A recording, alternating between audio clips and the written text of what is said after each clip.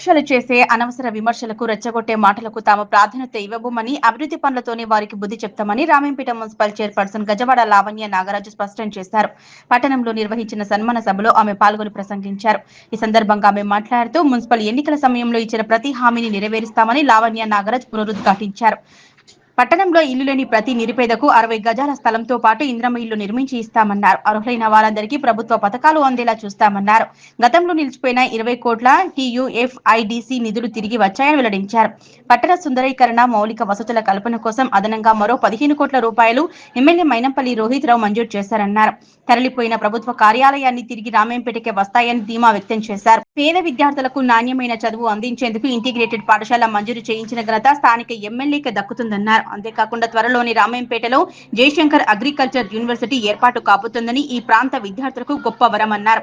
అభివృద్ధిని అడ్డుకుంటూ రాజకీయ పబ్బం గడుపుకోవాలని చూస్తున్న ప్రతిపక్షాల తీరును ప్రజలు గమనిస్తున్నారని, రానున్న రోజుల్లో వారే తగిన బుద్ధి చెప్తారని హెచ్చరించారు.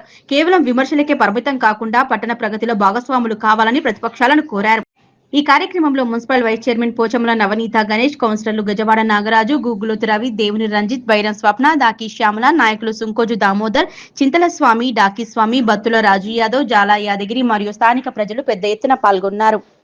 మున్సిపాలిటీ పట్టణంలోని మూడో వార్డులోని ఉన్న ప్రతి ఒక్క కుటుంబ సభ్యులకు మరియు ఇక్కడికి వచ్చిన కౌన్సిలర్లకు, వైస్ చైర్మన్ పోచముల నవనీతకు, 4వ వార్డు కౌన్సిలర్ స్వప్నకి, బైరం స్వప్న గారికి, 11వ వార్డు కౌన్సిలర్ డాకి శ్యామల గారికి, 9వ వార్డు కౌన్సిలర్ దేవుని రంజిత్ గారికి, 3వ వార్డు కౌన్సిలర్ రవి గారికి, అందరికీ ఇక్కడికి వచ్చిన ప్రతి ఒక్కరికి పేరు పేరున నమస్కారం తెలియజేస్తున్నాను. ఈరోజు ఈ మున్సిపాలిటీ పరిధిలోని 3వ వార్డులో ఉన్న సమస్యలు ప్రతి ఒక్కటి ఎన్నికల ముందు ఇచ్చిన హామీలు ఏ విధంగా ఇచ్చినామో మా మీద నమ్మకం ఉంచి ఓటు వేసి మమ్మల్ని గెలిపించారు. అదే విధమైన నమ్మకంతో ఈ వార్డులో అభివృద్ధికి మేము మా సహాయ శక్తుల కృషి చేస్తాం. ప్రతి ఒక్క సమస్యను ఎమ్మెల్యే గారి దృష్టికి తీసుకెళ్ళి ప్రతి ఒక్క ప్రాబ్లం, రోడ్లు కానీ, వీధి దీపాలు కానీ, డ్రైనేజ్ ప్రాబ్లం కానీ, ప్రతి ఒక్క సమస్య ఎమ్మెల్యే గారి సార్ దృష్టికి తీసుకెళ్లి ప్రతి ఒక్క సమస్యను సాల్వ్ చేస్తామని తెలియజేస్తున్నాను. ఈ అవకాశం నాకు ఇచ్చినందుకు అందరికీ పేరు పేరున ధన్యవాదాలు తెలియజేస్తున్నాను. రామంపేట మున్సిపాలిటీలో 3వ వార్డులో మన శక్తి స్వరూపమైన ఎల్లమ్మ గారి సన్నిధిలో ఏర్పాటు చేసిన కార్యక్రమానికి, విజయోత్సవ సభకు అధ్యక్షత వహించిన ఈ 3వ వార్డు సంబంధించిన మా గెలుపు కోసం పోరాడి గెలిపించిన అక్కాచెల్లెళ్లకు, అన్నదమ్ములకు అందరికీ పేరు పేరున నమస్కారం చెప్తున్నా.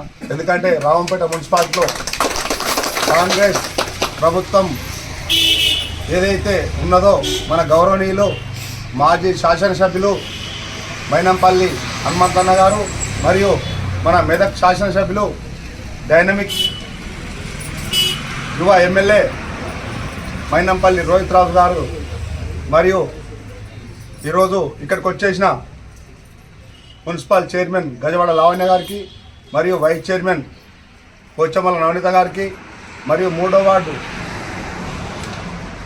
కౌన్సిలర్ గుగులోతు రావు గారికి, 4వ వార్డు కౌన్సిలర్ బైరం స్వప్న గారికి, 9వ వార్డు కౌన్సిలర్ దేవుని రంజిత్ గారికి మరియు 11వ వార్డు కౌన్సిలర్ డాకి శ్యామలక్క గారికి మరియు పట్టణాధ్యక్షులు చింతల స్వామి గారికి మరియు మా డాకి శ్యామల గారికి, బైరం కుమార్ గారికి, పోచమ్మల గణేష్ గారికి మరియు ఇక్కడికి వచ్చేసిన పెద్దలకి, గ్రామ 3వ వార్డు సభ్యులందరికీ, అక్కాచెల్లెళ్లకు, అన్నదమ్ములకు, యువతకు పేరు పేరున మరొకసారి నమస్కారం తెలుపుతున్నా.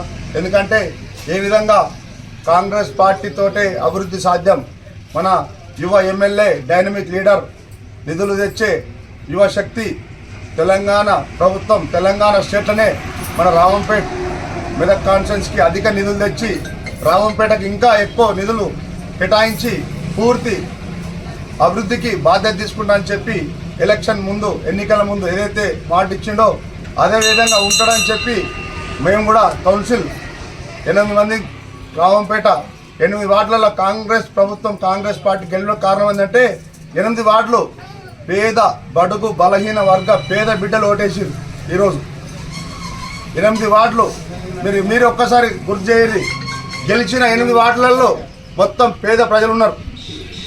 దీనికి నిదర్శనం ఎమ్మెల్యే గారి మీద నమ్మకం, మా యొక్క పాలక వర్గం మీద నమ్మకం. మా పాలక వర్గం ఏదైతే ఉందో యువ అక్క చెల్లెళ్ళు అన్నదమ్ములు ఉన్నారు. నిరంతరం ప్రజలకు సేవ చేసే కృషి వాళ్ళ దగ్గర ఉన్నది.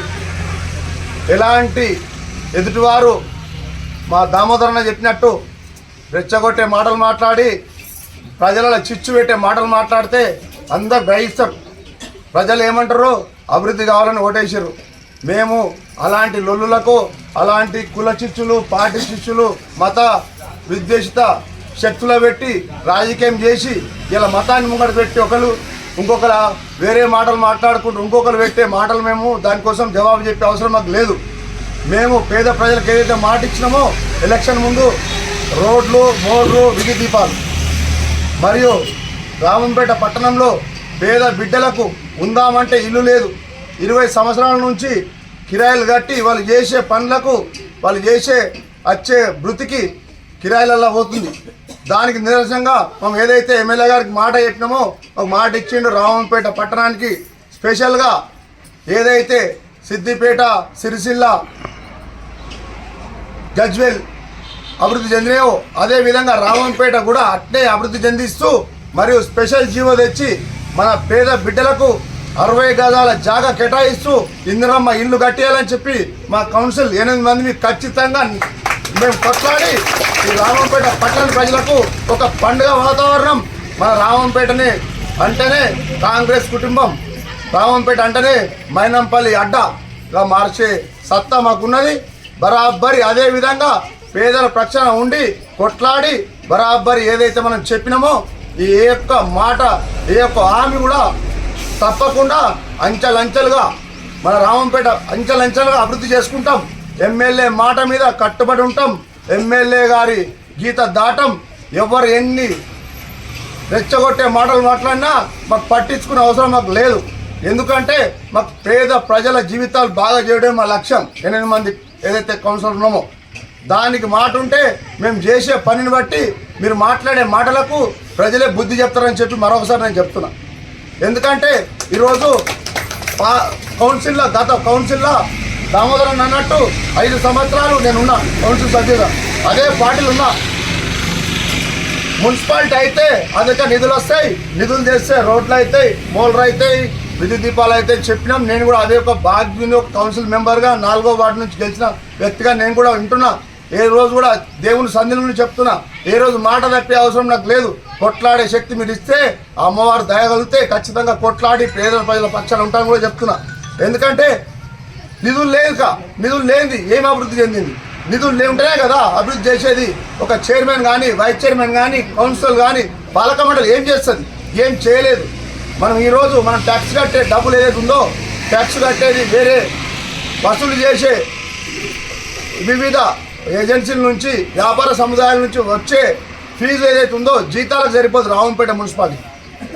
ఇప్పుడు అదనంగా ఎక్స్ట్రా నిధులు తెస్తేనే మన అభివృద్ధికి సాధ్యమనే విషయం మన ఉన్నది. మన గౌరవ ఎమ్మెల్యే గారు 20 కోట్ల రూపాయలు TUFIDCది క్యాన్సల్ అయిన డబ్బును మళ్ళీ రెన్యువల్ చేయించి మళ్ళీ దాన్ని టెండర్ పెట్టించే ఘనత జరిగింది.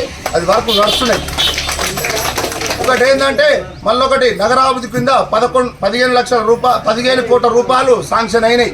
టెండర్ దశలో ఉన్నాయి, టెండర్స్ అయినాయి పలు వార్డులలో. 3వ వార్డు సంబంధించి ఈ ఎల్లమ్మ గుడి ఏరియాకు 1,50,00,000 రూపాయలు నిధులు శాంక్షన్ అయి ఉన్నాయి. దానికోసం 15 రోజులలో మనం ఒకటే మాట ఇచ్చినాం, ఎలక్షన్ ముందు నెలలోపు ఖచ్చితంగా పనులు చాలు చేపిస్తామని చెప్పినాం. ఈ మా ఎమ్మెల్యే గారి దృష్టికి తీసుకుపోయినాం. రేపో ఎల్లుండో 2 రోజులు మన వార్డులలో కూడా తిరిగి ఏదైతే దానికి సంబంధించిన టెక్నికల్ ఉందో, ఏదైతే కాంట్రాక్టర్ను పిలిపించి వాళ్లకు సైట్ చూసి మన అందరు పేద బిడ్డలు గల్లీ నుంచి తిరిగి ఎక్కడ ముందు మనకు ప్రాబ్లం ఉందో అక్కడ పంచాయతీ చేసి ప్రజలకు సౌలభ్యంగా ఉండేటట్టు ఖచ్చితంగా వర్కులు చేసుకుంటాం. ఎందుకంటే ఈరోజు రామంపేట పట్టణాన్ని అభివృద్ధి చేయడమే మా ధ్యేయం. రామంపేట పట్టణం అభివృద్ధి చేస్తేనే మా బిడ్డలందరూ కరెక్ట్గా సంతోషంగా ఉంటారని చెప్పి ఒకటి. మళ్ళొకటి ఏంటంటే మనకు యంగ్ ఇండియా స్కూల్ 200 కోట్ల రూపాయల స్కూలు ఇప్పుడు మెదక్ కాన్స్టిట్యున్సీ పోయేది, మెదక్ వాడే స్కూలు రామంపేటకు మార్పిచ్చి రామంపేటలో నిర్మాణం జరుగుతుందంటే మన బిడ్డల యొక్క భవిష్యత్, మన పిల్లలకు చదువు సౌలభ్యం జరుగుతుంది. ఇంకా కూడా జయశంకర్ అగ్రికల్చర్ యూనివర్సిటీ కూడా వస్తుందని చెప్పి ఎమ్మెల్యే గారు కూడా చెప్పడం జరిగింది. అది ఖచ్చితంగా ఎమ్మెల్యే గారి యొక్క పట్టు ఉన్నది. రామంపేటను మళ్ళా ఏదైతే రామంపేట నుంచి ఆఫీసులు సిద్దిపేటకు తరలినాయో, సిద్దిపేట నుంచి అదేవిధంగా రామంపేటకు ఆఫీసులు తరలించే శక్తి సత్తా ఉన్న నాయకుడు మన గౌరవ ఎమ్మెల్యే గారు, యువ నాయకుడు.